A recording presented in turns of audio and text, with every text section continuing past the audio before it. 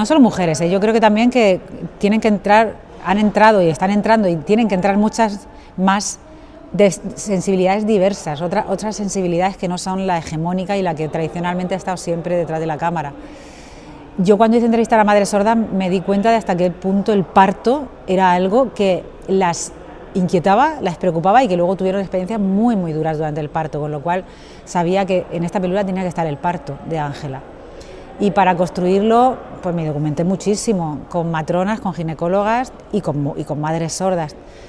Y al final en esta película el parto es una escena que habla de la incomunicación y del aislamiento, más allá de todo lo que sucede en un parto, pues, y de esa violencia también que recibe una mujer sorda en un paritorio cuando se enfrenta a un personal médico que no conoce su lengua, con quien no puede comunicarse.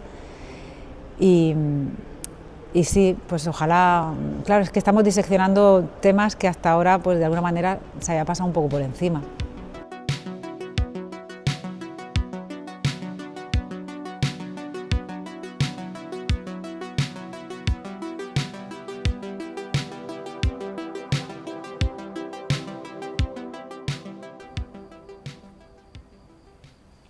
Lía. Bonito, un poco modernillo, ¿no? Sí. La película nace de mi vínculo con mi hermana. Y ahí, en ese vínculo con mi hermana, está primero una experiencia muy intensa y de la que todavía sigo aprendiendo, que es que ese vínculo está formado por su manera de ser sorda y mi manera de ser oyente, y por cómo todo eso entra en contacto, en cómo nos comunicamos, lo que aprendemos la una de la otra, porque son dos condiciones diferentes para estar en la vida, pero que por vivir en una sociedad oyente y capacitista se convierten en unas diferencias muy fuertes a nivel vital. Y entonces en ese vínculo yo llevo viendo como toda mi vida, llevo viendo como Miriam, mi hermana, que es la protagonista de la película, Miriam Garlo, tiene que enfrentarse a unas barreras comunicativas y tiene que hacer un sobreesfuerzo continuamente para poder desarrollarse en este mundo oyente. Y eso es algo que yo no tengo que hacer por ser oyente. Entonces la película surge de ahí, de ese vínculo, sí. Yo vengo haciendo teatro, siempre he sido dirigida por mi hermana, Eva Libertad, y ya luego en algún momento de mi vida, que fue como a los 30 años más o menos, di el salto y entré en compañías de teatro profesionales. Siempre he tenido un poquito de apoyo de intérpretes y lengua de signos, pero de forma muy básica, muy puntual. Y ha sido en esta película cuando por fin ha llegado ese momento en el que hay 3 intérpretes en el set. Antes al equipo se le ha facilitado un taller de lengua de signos básico y todo el equipo sabía todo porque Eva Libertad había facilitado un documento con todos los significados y los contextos de la sordera, la lengua de signos, qué significa, en fin, todo el arte sordo y toda nuestra comunidad sorda y nuestra historia la había facilitado, entonces todo ese conocimiento ya lo sabían. Entonces la comunicación ha sido accesible 100% y yo he trabajado por primera vez en un espacio muy seguro para mí y para todas mis compañeras, sordas y sordas, y donde me he sentido muy valorada, muy respetada y me han tratado con muchísimo cariño.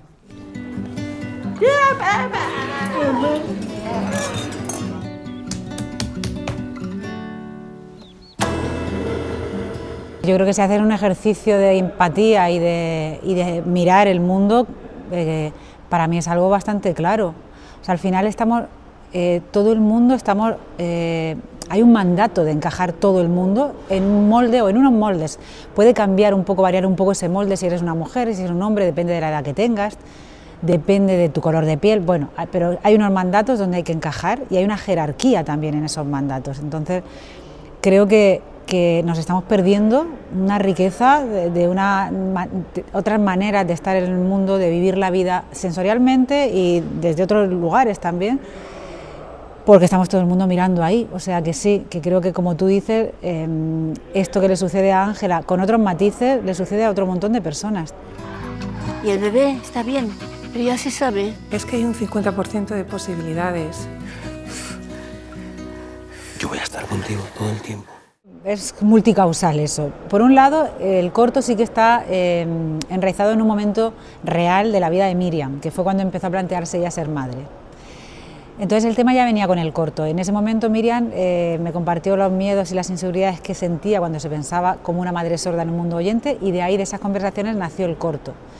Entonces, a la hora de hacer el largo, ya estaba esa semilla de la maternidad ahí. Pero es que además, por otro lado, yo creo que como mujeres, todas las mujeres, decidamos ser madres o no. En mi caso yo no soy madre, en el caso de Miriam tampoco es madre, ella decidió no serlo finalmente, pero estamos atravesadas por la maternidad de una u otra manera o de mil maneras, porque hay imperativos sociales, hay unas expectativas.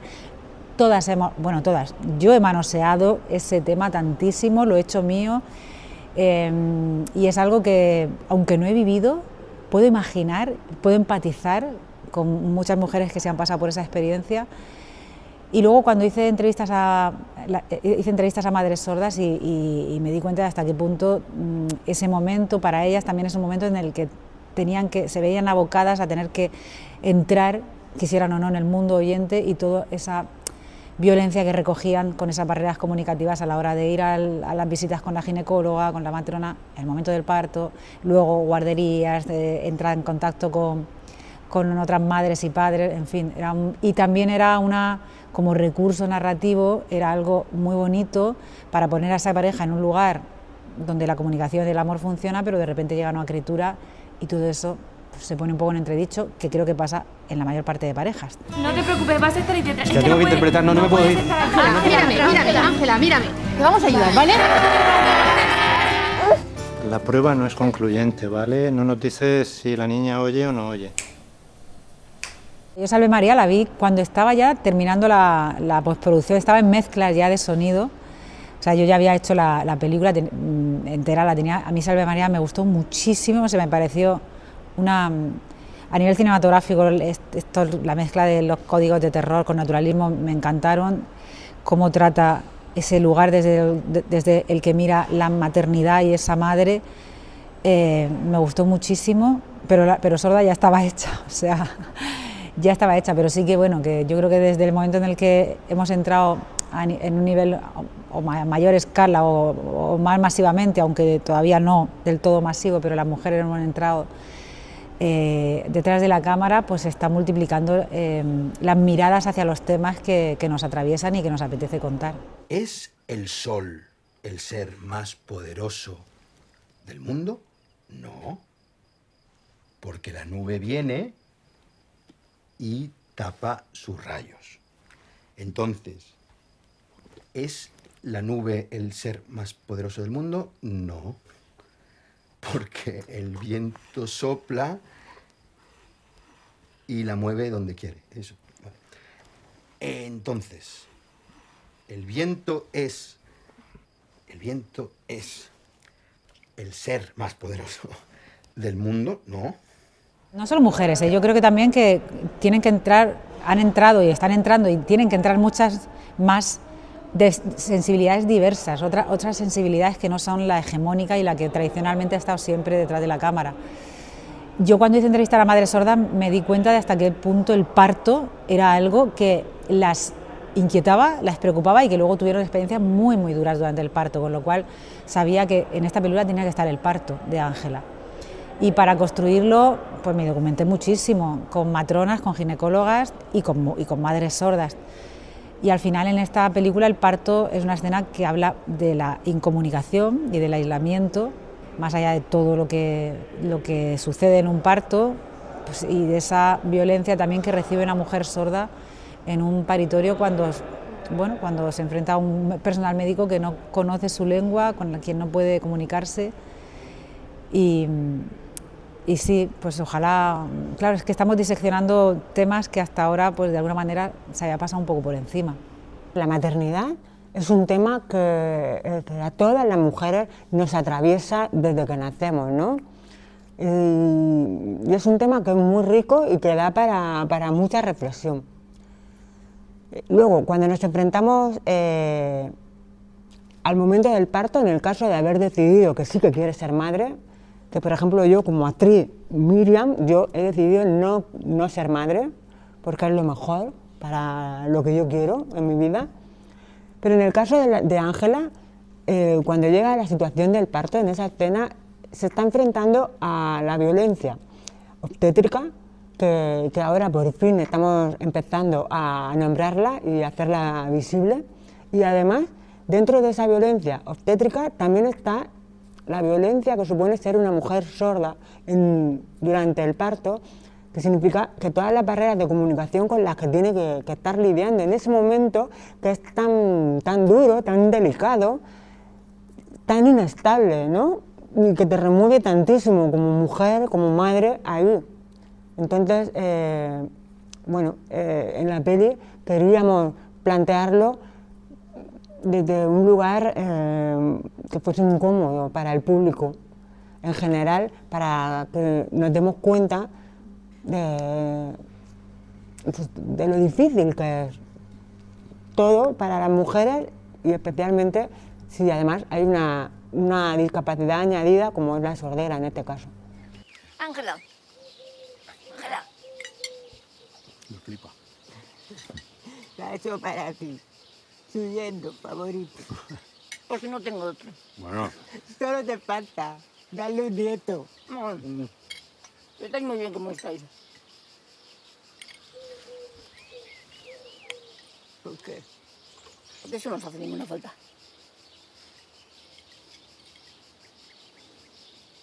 ¿qué pasa? Porque estoy embarazada. Hay tantas maneras de ser sorda como de ser personas oyentes, o sea, yo aquí estoy contando la historia concreta y singular de Ángela, que es una mujer sorda. Hay muchísimas relaciones familiares, pero lo que sí que he visto es que en muchas familias, cuando hay una persona sorda y los padres y el resto de familias son oyentes, hombre, pues sí que hay un sobreesfuerzo por parte de la persona sorda de comunicarse, y luego hay algo también generacional. En el caso de la madre, de Elvira, que la interpreta Elena Irureta, y Joaquín Notario, el padre, para ellos la sordera de su hija es un problema, es algo doloroso, por así decirlo. Y yo creo que Ángela ya está en otro lugar, intenta estarlo, vivir su sordera como una condición positiva, no como una carencia, no como algo que está mal y que tiene que arreglar y que ella tiene que arreglarse a sí misma, pero también hay algo generacional ahí. Por ejemplo, a mis padres, cuando le dijeron su hija es sorda, que Miriam, en el caso de Miriam ya tenía 7 años, nunca le dijeron su hija es sorda, le dijeron tiene un problema auditivo, le dieron el diagnóstico y le dijeron que la pongan en la primera fila en clase y que aprenda a leer los labios. Es decir, que la niña se esfuerce por integrarse en el mundo oyente, y además entiendo que los padres y las madres tienen miedo de que se aísle, con lo cual también se ponen por la labor y se ponen intentan eso, que aprenda a leer los labios, que les llevan al logopeda para que aprendan a hablar, para que se adapte al mundo oyente y no se aísle. Pero claro, eso es complejo porque hay un sobreesfuerzo, esto es muy complejo y depende de la familia, puede ser de muchas maneras. Yo me inspiré en casos así, donde los padres lo viven de una manera y luego llega un momento en el que la criatura dice no, o sea, yo no tengo un problema, yo no tengo que sobreadaptarme, yo soy sorda, hay una lengua, que es la lengua de signos, con la que me puedo comunicar y me puedo desarrollar también en una comunidad que tiene unos valores propios y donde puedo ser yo misma. Entonces ahí es muy interesante ese debate. De verdad. Y ha sido buscado. Papá, Hija, yo qué sé. A tu edad ya no lo esperábamos. pues, ¿te da feliz a alguien o qué? Oh, sí, claro que sí. Pero, La buena abuela. qué sorpresa. Bueno, papi, hombre. Un gallo chulo. Bueno, y entonces, ¿para cuándo será? Para octubre. ¿Te han hecho alguna prueba? ¿Y el bebé está bien? Pero ya se sabe. Que hasta después del parto no se sabe. La comunidad sorda es muy diversa, porque imagínate la situación en la que surge la sordera puede ser de nacimiento y siempre ha sido así, o puede ser por un accidente. En mi caso personal de Miriam, yo tengo una medicación y era alérgica, no lo sabían, entonces perdí la audición. Con esto lo que quiero decir es que yo no puedo hablar de todas las situaciones de las personas sordas y especialmente de las mujeres sordas. Puedo contar la mía y la que un poquito en la película hemos querido trasladar. Pues bueno, la madre y el padre de Ángela están intentando hacer lo mejor posible, que creen que es lo mejor posible para ella. Pero bueno, tiene que ver también con una falta de información, que le han aconsejado que lo hagan así, entonces signan poquito, signan regulín, y eso hace que la comunicación para ella y para ellos sea suficiente, pero para Ángela no deja de ser, bueno, no deja de ser un espacio propio en el que ellas y ellos no pueden entrar. Su madre y su padre no la conocen realmente, no pueden entenderla. Están como en una eterna lucha cariñosa, porque la quieren, pero es una lucha que a veces no deja de ser un poco peyorativa, ¿no? hacia Ángela y hacia la persona sorda en general. Como que tu consejo sí que vale mucho más que el mío, porque tú sí que sabes vivir, ¿no? La persona oyente, ¿no? Su punto de vista suele ser, normalmente es así. Entonces, bueno, pues es algo que ojalá que poquito a poco vaya cambiando, porque, pues lo que decíamos, o sea, el silencio es oro, es una riqueza. Entonces, pues no sabes tú más que yo porque seas oyente. Pero ahí en ese vínculo de la madre y el padre con Ángela, pues están todavía esos valores un poco tradicionales que tienen que ver con ese momento en el que tuvieron a Ángela. Y que ahora en la película el problema puede volver a repetirse cuando nace la criatura, y ese es el miedo que a Ángela le surge, que otra vez va a tener que enfrentarse a todo el mundo oyente y a su punto de vista, cuando ella ya se había empoderado y había construido una burbuja en el que ella tenía su lengua de signos y su lugar seguro para estar con sus amigas y sus amigos, sordas y sordos, y además con el amor de Héctor.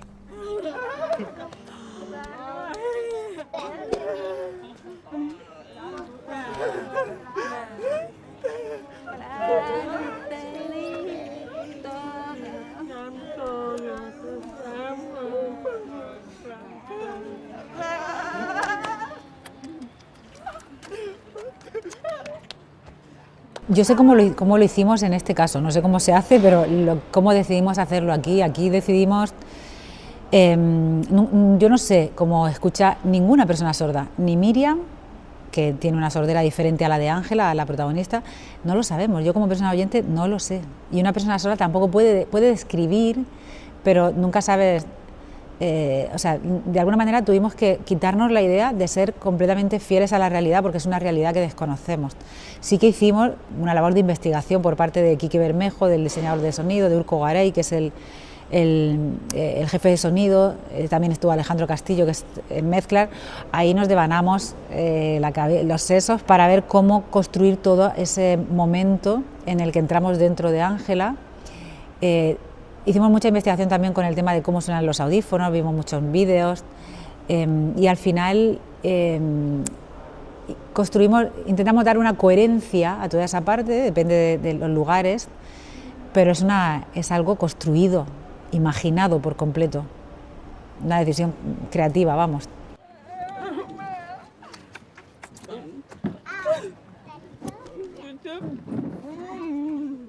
Yo creo que el silencio realmente no existe, ¿vale? Porque, por ejemplo, yo tengo un 90% de pérdida de audición, pero eso significa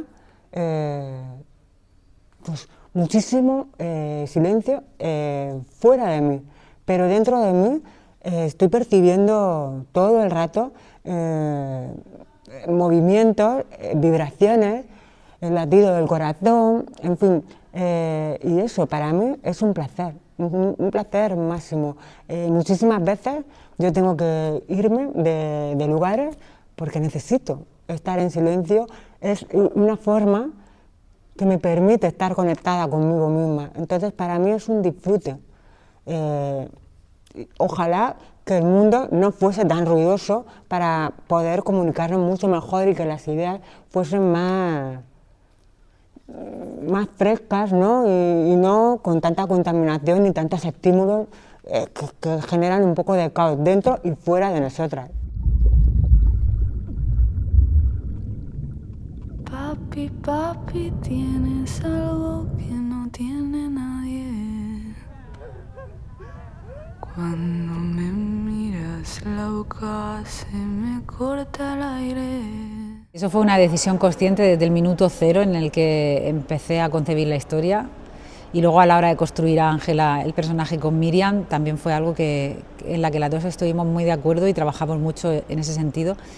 Y es que yo no quería hacer una sorda ejemplar, ni impoluta. Me gustan los personajes con ambivalencias, con contradicciones, que meten la pata, que pelean consigo mismas. Sobre todo disfruto mucho cuando son mujeres también, esos personajes. Y con Ángela esa era la idea, hacer una mujer singular, con un carácter. Y que además, yo creo que a Ángela en realidad lo único que le pasa es lo que nos pasa a casi todo el mundo: cuando las cosas se ponen feas, no solemos tener la sabiduría y la serenidad para solucionarlas. Lo que nos solemos hacer es, si hay marea, nadamos contra corriente, y a veces las empeoramos y nos ponemos impacientes, nos ponemos torpes. Bueno, pues eso es lo que le sucede a Ángela. Y además, con una posible depresión postparto, o sea, hay como muchas... está atravesada por muchas cosas. Entonces, cuando a mí me decían en guión, Ángela cae mal o corre el riesgo de caer mal, yo decía, así sea. ¿No ves que está llorando?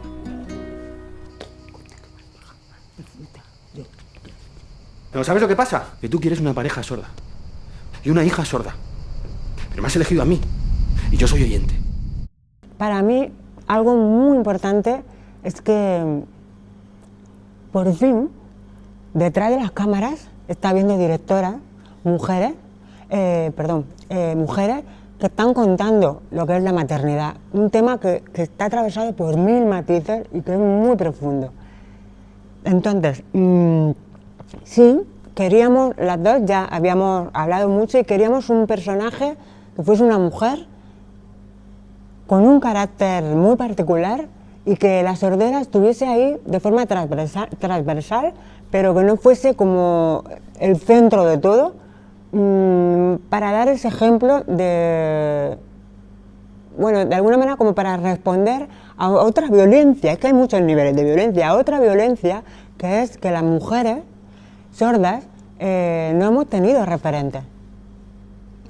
Y entonces esa violencia hace que ahora, si presentas un personaje sordo, todo el público espera que sea ejemplar, que sea maravilloso, una heroína, pero eso nosotras no estábamos de acuerdo y no queríamos eso. Queríamos una mujer normal, que comete sus fallos, que decide bien o decide mal, que se comporta bien o mal, como todas las personas. Y que además, y muy importante también, es muy fácil a una mujer juzgarla desde fuera, ¿sabes? Como sin saber ella qué está sintiendo, por qué está pasando, qué está atravesando, y que luego en la película te habrás dado cuenta que hay un momento en el que todo cambia de lugar y entonces se facilita una empatía por medio de la percepción y de la sensorialidad en la que tú te colocas en los zapatos de Ángela y entiendes que hay una depresión posparto y que se dificulta por muchas más cosas añadidas que tienen que ver con esas barreras de comunicación y con una falta de respeto en general que hay pues, con las personas sordas y en este caso con las mujeres sordas, ¿no?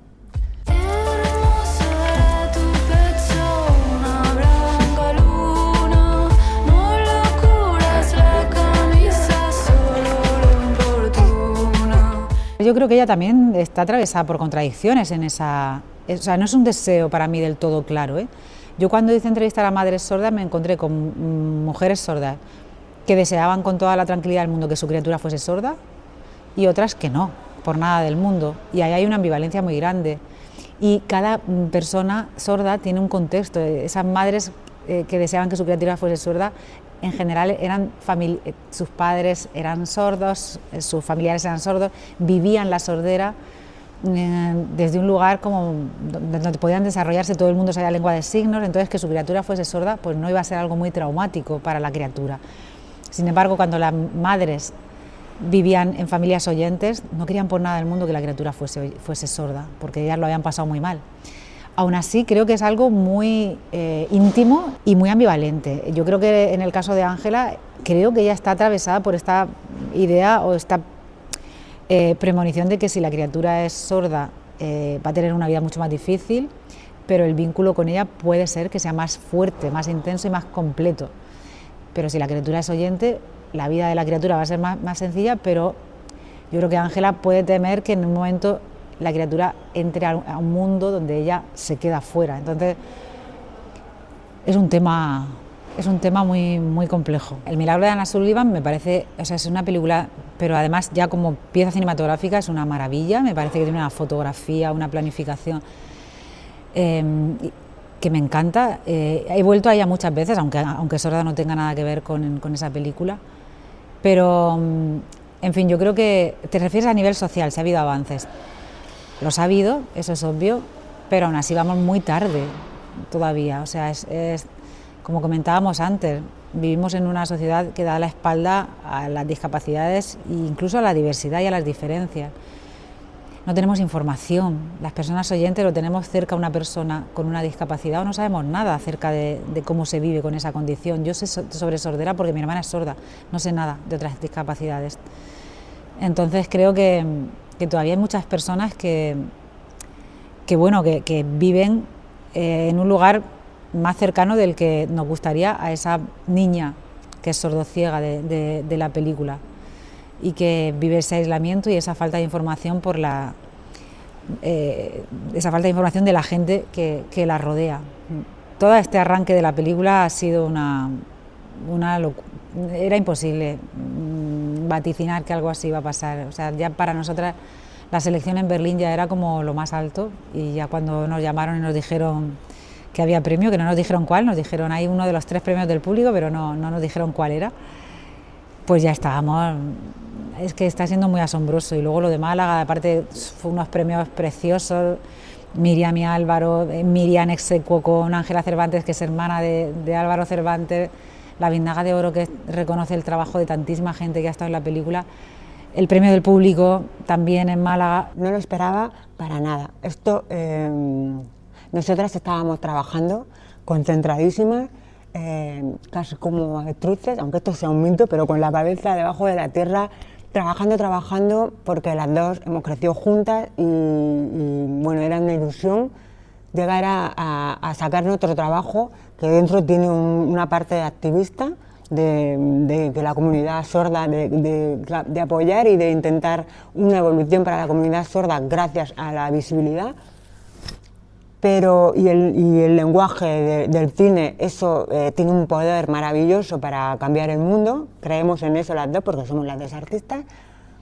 Entonces, bueno, estábamos muy concentradas en eso. Yo el impacto que esto tuviese, no lo podía controlar, no lo podía saber porque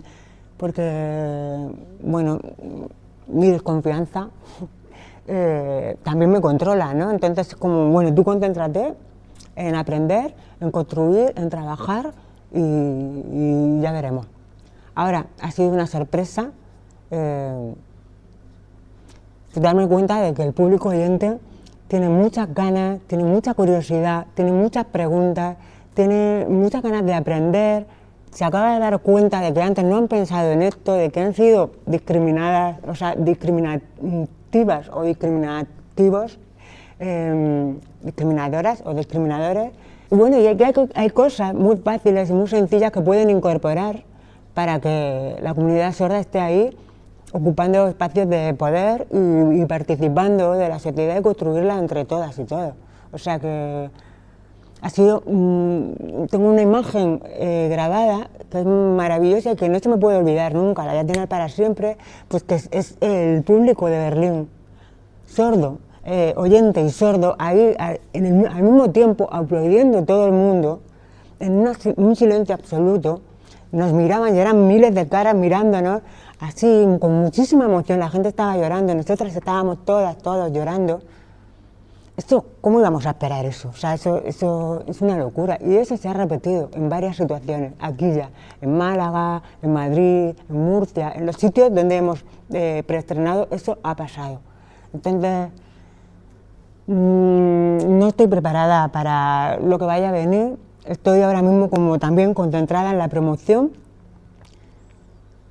No tengo todavía el tiempo que yo necesito para poder gestionar emocionalmente todo lo que está pasando, pero no deja de ser precioso que después de cada visionado las personas, ya sean sordas o oyentes, necesitan acercarse a contarme su historia, a darme las gracias y bueno, yo pienso que esto que vale, que sirve y que poquito a poco son pasos para llegar a eso, ¿no? A que podamos estar juntas o juntas viendo cine o debatiendo o reflexionando, ya seamos sordas o ya seamos oyentes.